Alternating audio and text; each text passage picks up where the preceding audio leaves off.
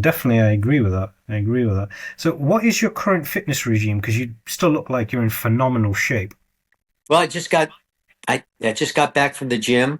Uh, I work out 5 days a week, and it it consists of 40 minutes of cardio. I do some boxing, martial arts, some weightlifting, and stretching. And it's what I've been doing since I was 16 years old. And it's a curse and a blessing. I hate working out sometimes, most of the time. But if I don't do it, I feel real guilty. So, with stunt work, it's not only falling out of the tree, but when you get there, they want you to climb the tree first. I learned early that you have to stay in shape. So my body is my tool, and so it's important that I stay in shape. Like I said, you're still in phenomenal shape then, Rick. And like I said, when I saw you, I thought you was about I thought you was only about 5 years older than myself. So I'm going to stick with that then. You're about your Well, late 40s. I'm going to say about late 40s, yeah? yeah, thank you very much. Yeah, and No, I'm boxing being is sincere. boxing is a big part of my life. We promote the biggest tournament in the world, biggest Masters amateur boxing tournament in the world at Las Vegas every February, and 400 boxers come from all over the world. And I competed in boxing until, I think like 4 years ago. Now I coach and corner, but I found boxing to be the best workout there is. So I spend a lot of time still doing that. I have a boxing gym set up here at home, and yeah, I found that to be a blast. Oh, I agree with that. I can remember when I was training at this old gym, and I would just stay in the corner, just doing complete shadow boxing and everything as well. And that would be my warm up before I go hit the weights. And people are like, "Who are you fighting over there?" It's like, right, I said, try it. They call it ghost fighting. It's not. I'm not fighting a ghost. It's just great because to say the truth, Rick, I felt I was burning more calories, elevating the heart rate even higher doing call it or three, each round is 3 minutes, isn't it? And Yes. then add that together, it's 10 minutes. Now you do 10 minutes of shadow boxing compared to running 20 minutes on a treadmill. I think the shadow boxing definitely beats the treadmill every single time. Well, it does. And to tell you the truth, if you ever got into sparring, you'll find that 1 minute exhausts you. Definitely. That's why the pros only go 3 minute rounds. It's it's the adrenaline rush, the excitement, the tension. Learning how to breathe properly takes a very long time. I mean, even the amateurs only fight 2 minutes. And yeah, if you could find somebody to spar with. I used to spar Tuesdays and Thursdays at my school to prepare for the weekend fights, and I just love sparring, and the workout is just phenomenal, and the endorphin kick that you get afterwards it's a high that's hard to match.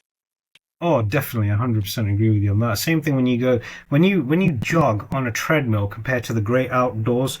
The endorphins. I don't feel the endorphins being pumped compared to being pumped in the brain compared to when you're running outdoors because you're in nature. That's why, and nature always beats science every single time. Yeah, yeah, I agree with that. Sure. Thank you, thank you. So, how did you get into the movie business? Was it something you always wanted to do? Was it something that happened coincidentally? It's kind of a long story. How much time you have? Well, take as much time as you like, my friend. Well, it's interesting. I used to be really rude about this and say, well, buy my book, it's all there. But uh, while I was competing in Los Angeles, I had met a man named Kim Kahana, who was in the Stuntmen's Association.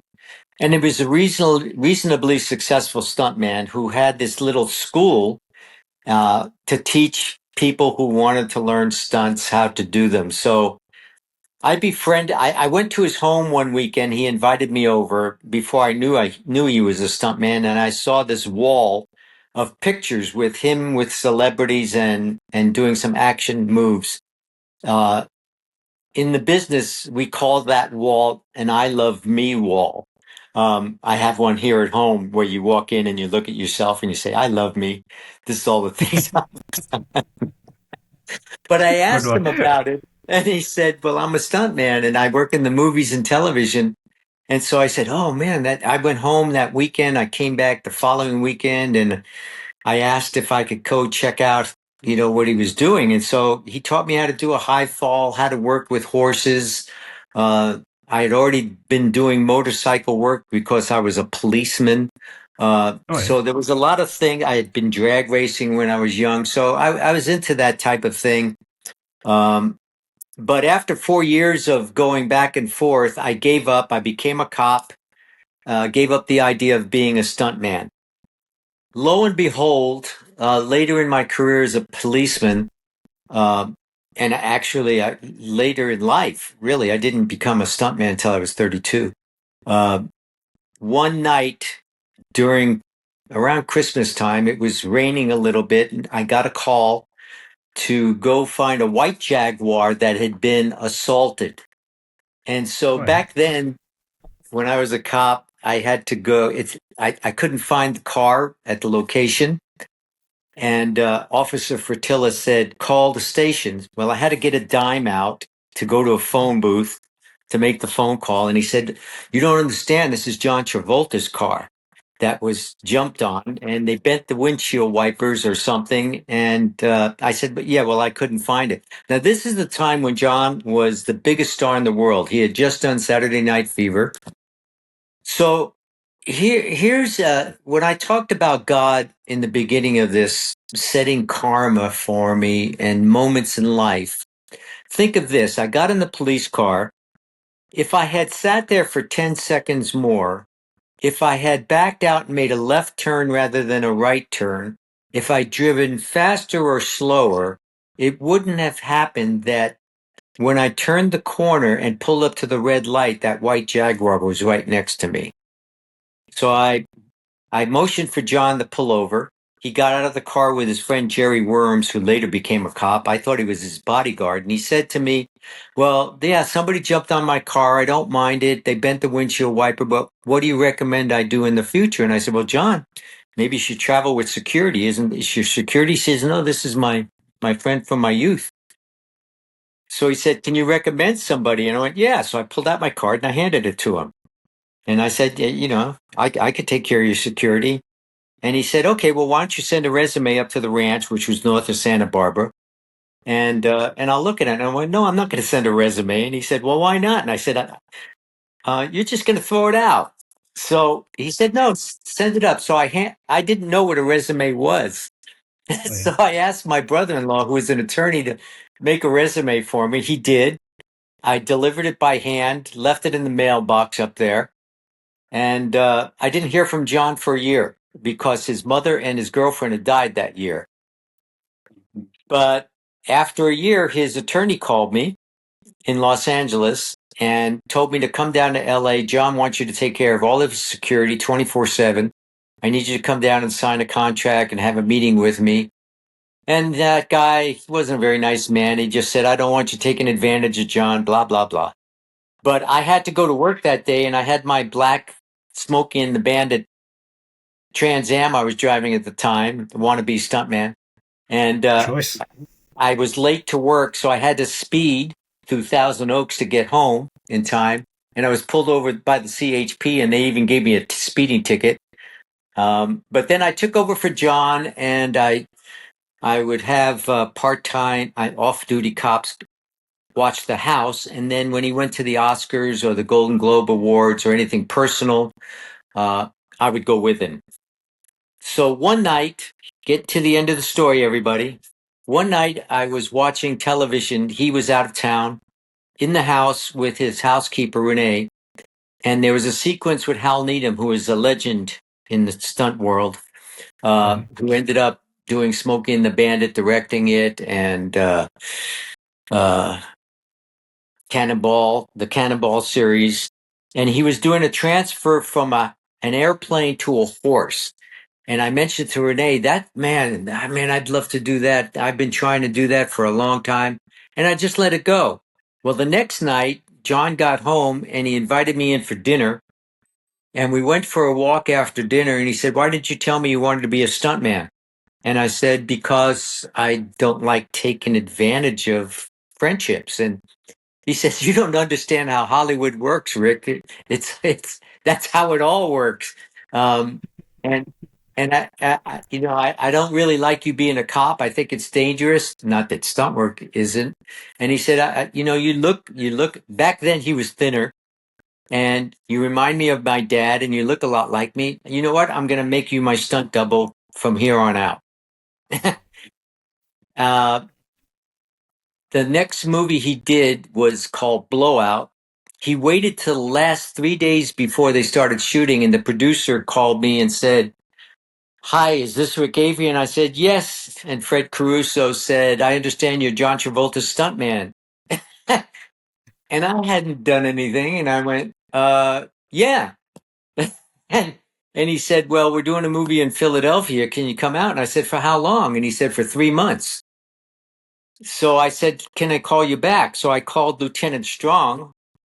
Now you have to understand, when I became a cop, I was number one in my class, number one marksman. They really loved me at the police department, so much so that they gave me a lifetime position as a motorcycle officer after I'd been in patrol for a few years. And so I told Lieutenant Strong, I said, "Can I take a leave of absence to go do this movie?" And he was Yeah, excited because it was John Travolta. And he said, "No, Rick, we don't give leaves of absence, but you can quit. And then when you get back, we'll rehire you," which was amazing. Um, it's good those. it was. So I went, and there's a big story in my book about the first job I did on that movie, doing a big car stunt. And it's pretty funny and it's pretty exciting. And I'll let people who want to read A Life at Risk read that story. But that's how I got in the business. I became John's stunt double, and I doubled him and coordinated for him for 10 years. And when I got back after that movie, they had ordered me a brand new motorcycle, but I didn't go back to being a cop. I decided to be a stuntman. I didn't work for again for a year after that, and then 6 months after that, and then my career just took off. And now, you know, 46 years later, I'm still doing this silly stuff. It's in a good way that happened. I mean, I can see the resemblance of it. I do mean that complimentary between yourself and Travolta, Oh yeah, and yeah. I have yeah, some I can see pictures at that. work. Yeah, back then we looked he's taller than me, so I had to put a lift in my shoe. But Oh yeah, yeah, yeah, I passed for his double for a long time. Nick Lauren is his double now, and is a wonderful, wonderful man, and they've been together for 20 something years. that's good. That's good. I mean, I can remember the first movie I ever saw Travolta in was actually Saturday Night Fever, and I honestly thought the sequel was just as great, or if not even better, because I was always a fan of Stallone, and I can always remember the scene where you see Stallone bumping into him in the street, and Yeah, that looks like Rocky's being bumped in the street, and he just turns around and goes, and then carries on walking with his cool coat on and everything, the cool big yeah. 80s style sunglasses. That was just epic. And um, so getting into the so what was it like working on big movies such as you've done quite a lot. I checked your IMDb. First off, very impressive. Congratulations on everything, Rick. Sincerely. And Thank you. you've worked on movies like all the Batman movies. You've worked on Beverly Hills Cop. You've worked on Heat. Obviously, the first time I saw you in Heat was in the truck scene as well. So, when you met Robert De Niro, just a quick question before we talk about it. Was it a bit intimidating to walk towards him, or was he just like one of the coolest guys you ever came across? Um, I've done now. It's funny because I did three projects with Bob this last year. So even though he's over 80 years old, he's still working a lot. The first That's good. time I worked with him, I think, was on Casino, but that was as a stuntman, getting beat up by Pesci. And then I did Heat. Again, I was not working as a stunt double, but then I got called, I think like 13, 14, 15 years ago, to start being a stuntman. And I wasn't intimidated because I've worked with everybody, but I felt the honor of working with an actor that's been so celebrated. Bob is they have a slogan that actors are shy people trying to get revenge. And I think Bob might be one of those. He's very quiet. Um, he's very accommodating to most directors.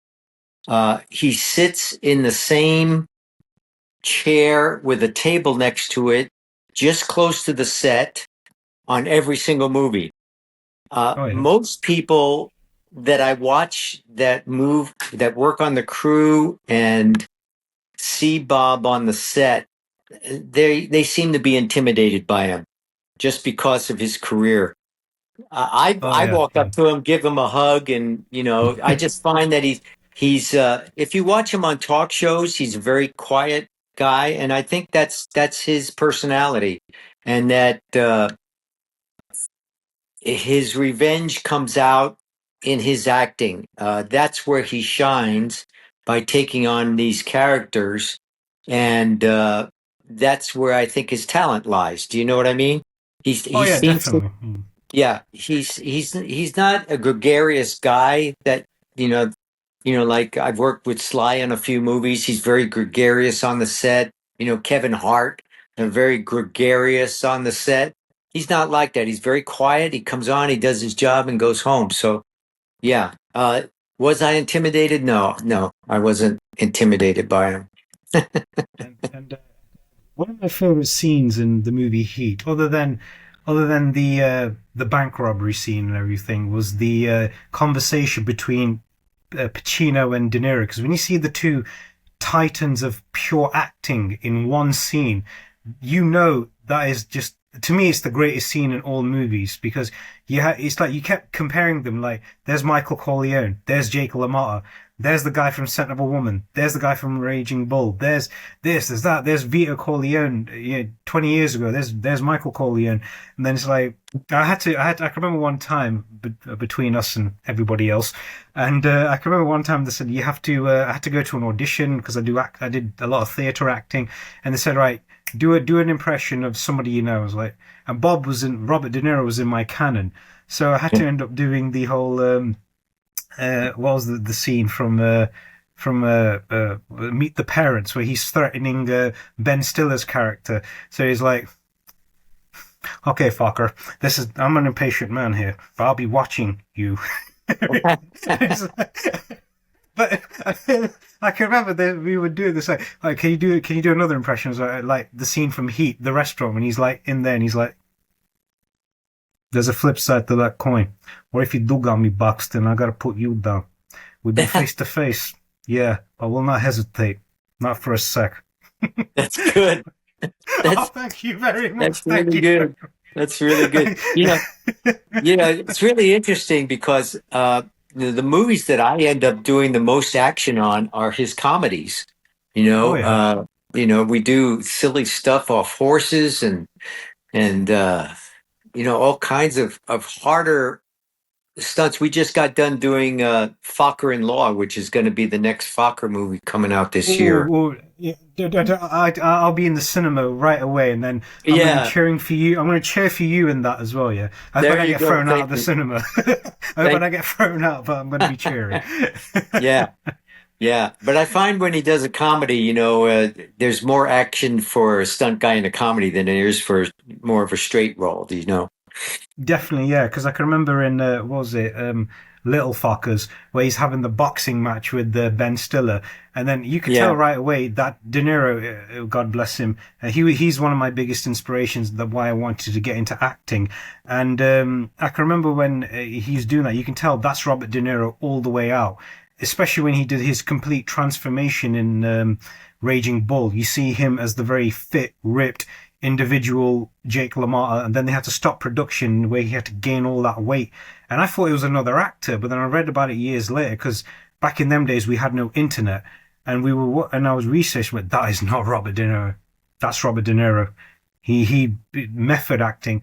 I ended up incorporating that into my own movie, in like, not in my own movies, like the theater shows I had to do, the short movies I did for people, and they were like, there's the character, he's a bit weighty looking, and I was quite lean at the time. They said, you got to put a bit of weight on. I was right, fine, eat, don't look big enough, eat more. Okay, now you look big enough. Like, get on to filming and everything. So he's again, God bless him if he's listening. Thank you so much for everything, and I hope you keep inspiring more generations to come. Thank you, Mr. Well, Durer. interesting enough, Bob's not a boxer, uh, Yeah, which yeah, shows the ability of the man to learn a particular talent to do a particular part. So yeah. I didn't know him back in Raging Bull days, but I did a movie called Grudge Match with him and Sly. Great And movie. Bob got up.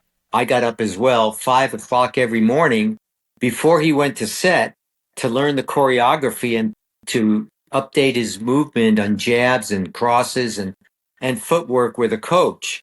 So, yeah, although he's not a boxer, he does take on his roles so much so that he's able to animate himself and imitate the movements of a professional in that respect.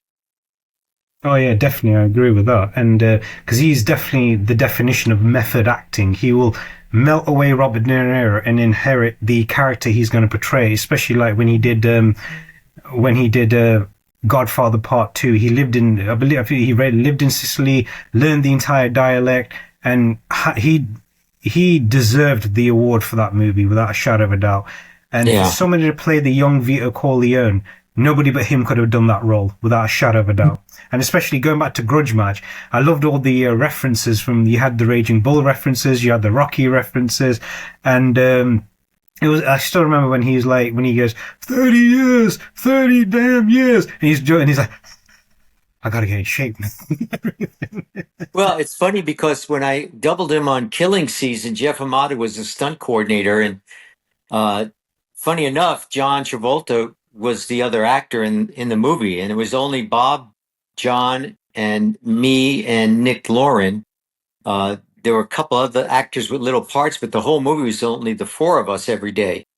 Yeah. And the first day, Jeff wanted to show Bob how to throw a movie punch. And I said, Jeff, what are you talking about? This is Raging Bull over here. He knows how to punch, but he still wanted to show him. So for me, it was really embarrassing to work with Bob on throwing a jab and a cross, but it's what the coordinator wanted. So we'll do it. God, God bless. And you also worked on Beverly Hills Cop as well with Eddie Murphy.